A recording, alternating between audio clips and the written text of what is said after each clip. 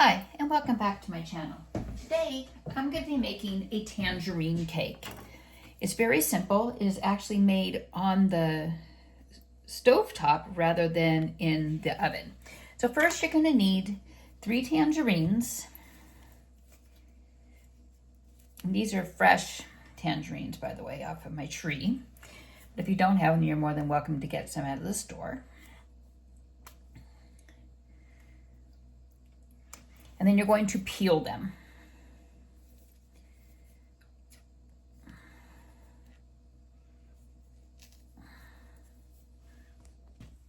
Hi, and welcome back to my channel. Today we're going to be making a tangerine cake. So if you have some tangerines that are either fresh picked off a tree or you have bought some from the store, this is a really neat thing that you can make with them. And you don't even need to use your oven. This is actually cooked on top of the stove top. So the first thing you need to do is you need to get 3 tangerines and you need to peel them. I've already peeled 2, so just to kind of speed up the process a little bit here, but I'm actually going to show you how I'm peeling them. And these are very fresh because these are actually off my tree that I have in my backyard.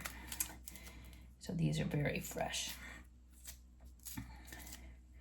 So they should peel very easy, and as you can see, mine are peeling very easy, not sticking, and like that. If they're sticking, that means that they're not quite ripe enough yet, so you might have to get some different ones.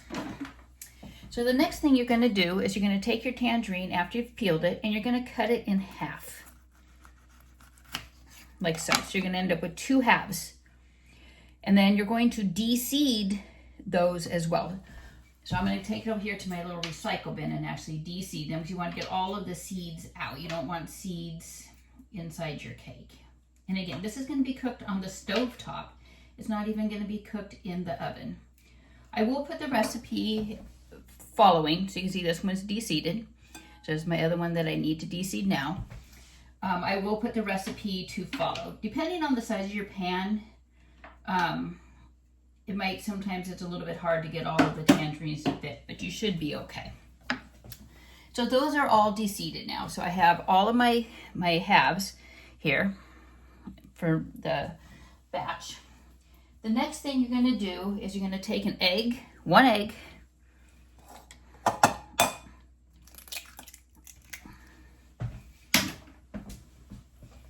and you're going to mix it with 4 ounces of condensed milk. So I'm using the sweet condensed milk like this. I had some left over from something else I was making, but I will be opening this can as well. But this is 4 ounces of condensed milk. So I'm going to mix that with my egg.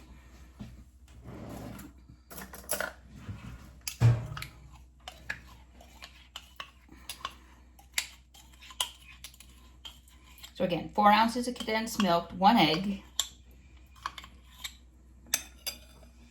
And by the way, this really isn't low carb because I am using pretty much all straight ingredients.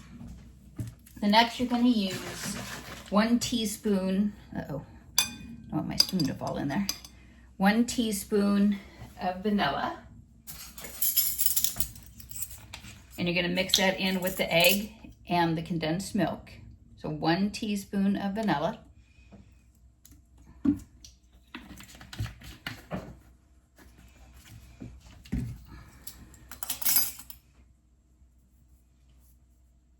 And then you're going to mix this all together. Whisk it up as best as you can. You want it so everything is all mixed in there. I'm actually going to move this out of our way since we're done with the cutting board for right now. So you are mixing it all together. And you want to mix completely. You don't want to be able to see any egg white, egg yolk, anything in the mix there.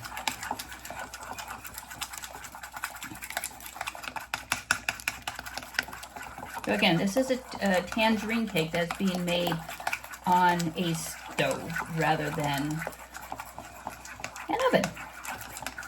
The next thing you're going to do is you're going to add a 1/2 cup of milk.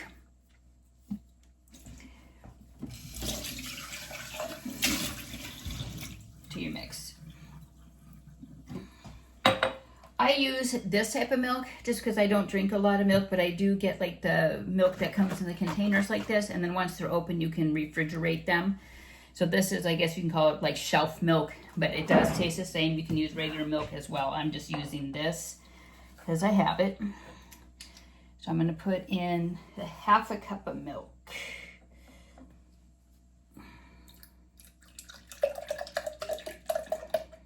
And this tastes just like regular milk too. So if you're not a big milk person, you can do this as well. So there's my half a cup of milk. So I'm going to go ahead and pour that in. And then again, whisk it again.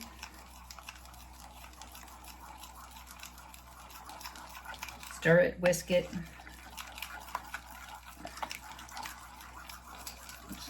So that's kind of what it looks like there. So the next thing you're going to do is you're going to get another bowl, sorry.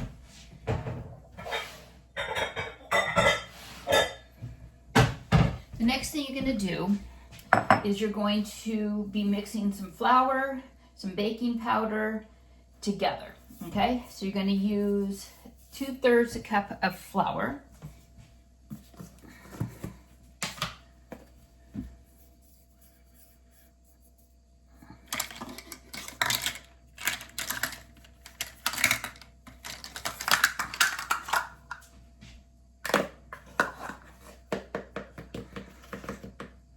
So that is 1/3.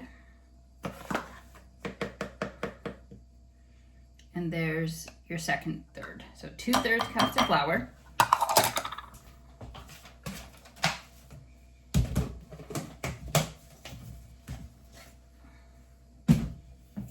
And 1 teaspoon of baking powder. I need to dry my spoon off. It's a little wet from something else I was making. So 1 teaspoon of baking powder. And I put mine in little containers, but this is baking powder.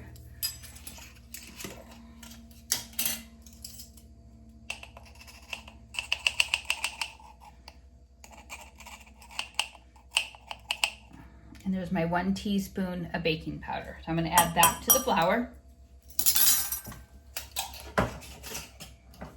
And you're going to stir these together as well. You want to mix them up really good as well. So now once you've got this all whisked up here, again, I just go back and whisk it up a little bit again just to make sure.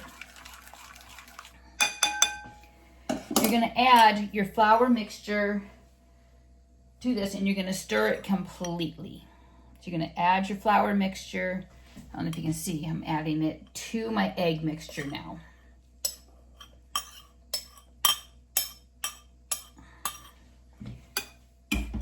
And you're going to mix that up. You want all the flour and the baking powder combined with the egg mixture. So you should not see any powder when you're done. And if you notice, I'm not using a blender or a mixer to do this, just to the fact that it does splatter, and because there's not a whole lot of ingredients to this, so it does splatter, so you're better off mixing it by hand with a whisk, or like if you have one of the old rotary beaters, I mean something like that, but you don't want to put it inside the regular little blender there. And it takes a few seconds.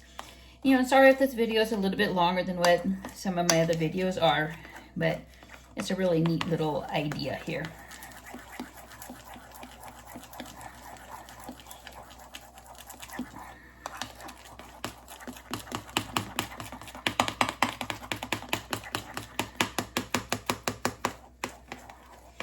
Okay, so after you do that, you're going to take 1 tablespoon of butter. And I have my butter here. So I'm actually using a cube of butter. And I'm going to take 1 tablespoon of butter.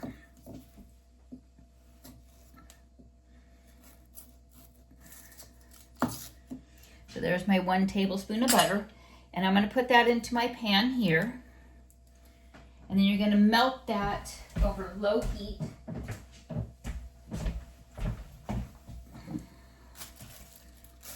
to melt the butter.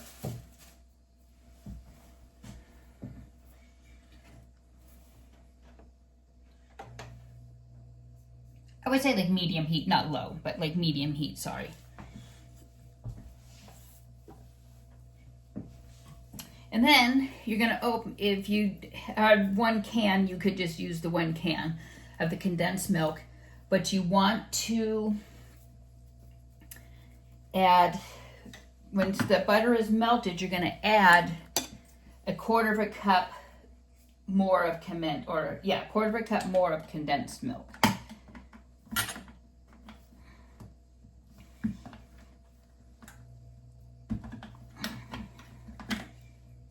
This can, I'm gonna have to cut the can.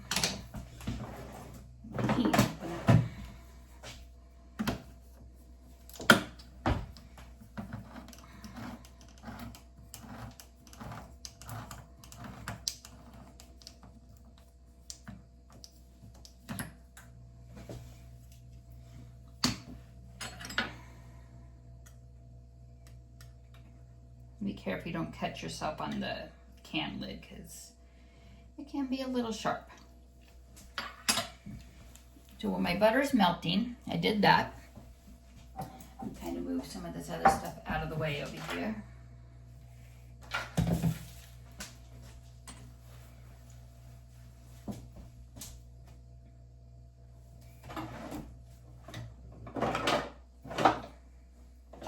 You're going to need a spatula for this as well, what we're going to be making. So you can kind of get your ingredients out while that's mixing. While the butter's melting there. So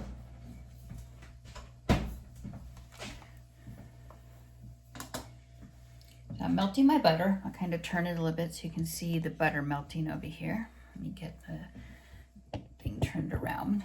So you can see I'm melting the butter just gently in the pot. Kind of stirring it around a little bit. And my temperature on mine is on about 6 that I'm melting my butter on. So it's not high heat or anything. It's like about medium. And if you notice, this is a fry pan I'm using. I'm not using a skillet or a pot. I'm actually using a fry pan. And this is an 8-inch skillet that I'm using. Fry pan. Okay, so you can see I did that. Okay, so the next thing I'm going to do is I'm going to add a 1/4 cup of the condensed milk. So that's about 2 ounces. So I'm going to go ahead and use my other measuring cup here again, and I'm going to pour in 2 ounces of the condensed milk. And I'm going to cook this over low heat. So I'm actually going to lower my temperature down to about 2 on my stove. And I'm going to mix that with the butter.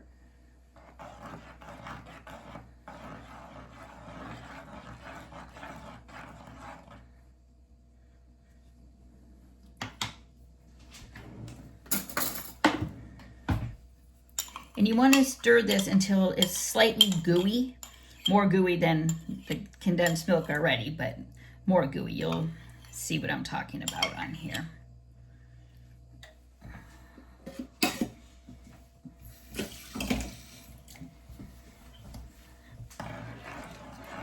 You're going to mix that all together and low heat until it's mixed and still gooey. You want it still gooey. You don't want it to turn watery on you, so you still want it gooey. And you can see mine's still gooey. I'm mixing in the butter still. So the next thing you're going to do is you're going to take your tangerines that you cut and seeded, and you're going to stick those into the pan like so.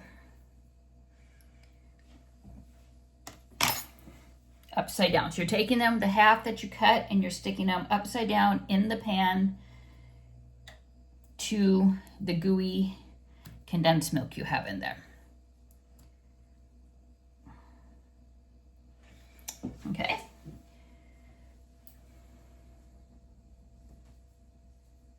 And then the next thing you're gonna do is the batter you made, this batter with the flour, the egg, condensed milk, all of that, you're gonna pour that over your tangerines.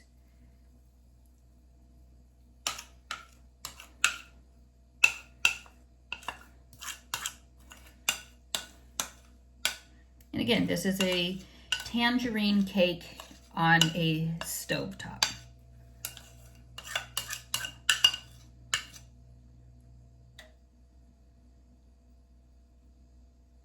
And if you notice, I'm kind of going over and making sure that the batter is on top of all of the tangerines here. Just on there. So you want your tangerines covered with the batter as well.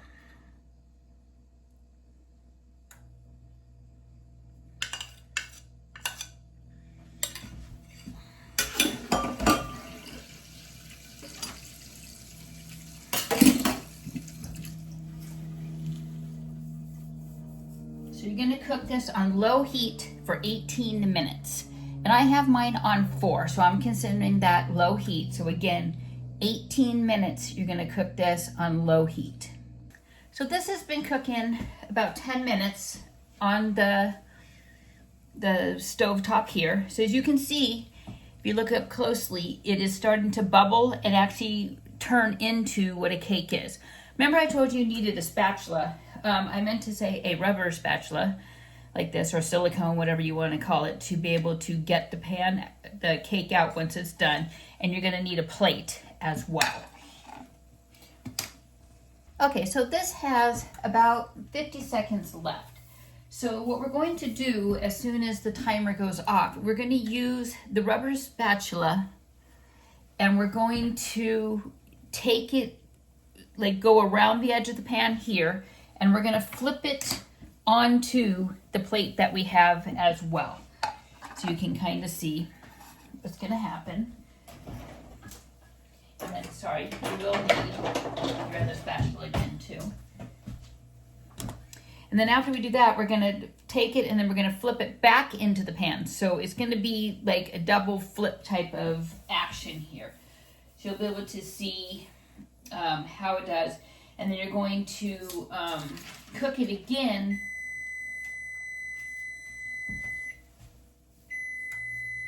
Okay, stop. Okay, so you can kind of see how it is. So I'm going to go ahead and turn the heat off here. And then I'm going to get my spatula here. And I'm going to come along the edge here.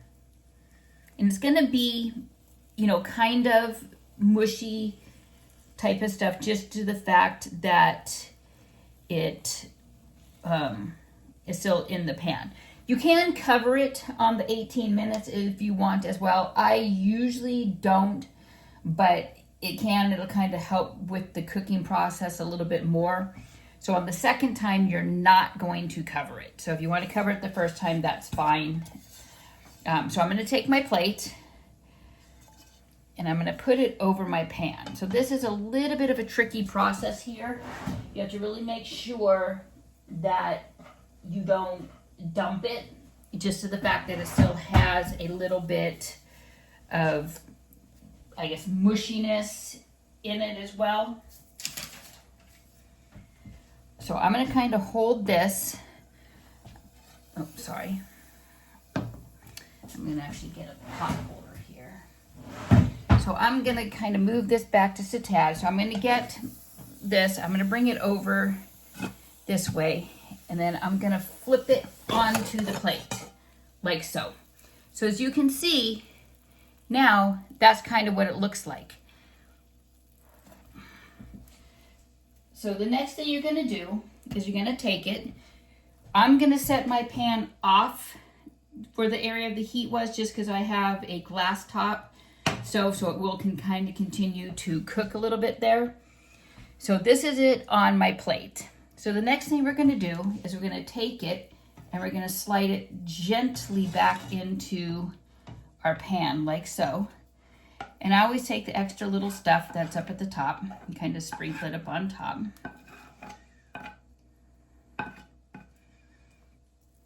like so. And then we're going to cook it for an additional 3 minutes. And you can see I'm using my little spatula, this like the silicone type spatula, and I'm kind of pushing it a little bit back down into the pan. So we're going to cook it on low again for an additional 3 minutes. On my stove it's about 4. So I'm going to set a timer for 3 minutes.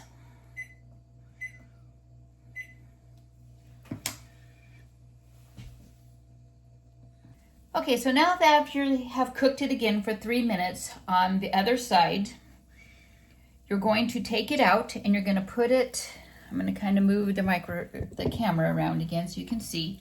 I'm going to move it and I'm going to pull it out of the pan again and have it like that.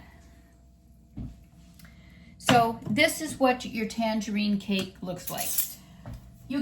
Powdered sugar is an option if you would like. You don't need to sprinkle it with powdered sugar because it is pretty sweet as it is because of the condensed milk. But if you would like, you can take a little bit of powdered sugar and sprinkle it up on the top. And then you cut and you enjoy. Well, I hope you like this video of how I made a tangerine cake on the stove without turning the oven on. If you like what I do, give my channel that thumbs up. Hit that subscribe button and turn on that notification bell so you know when I make some new videos. Thanks for watching and have a great day.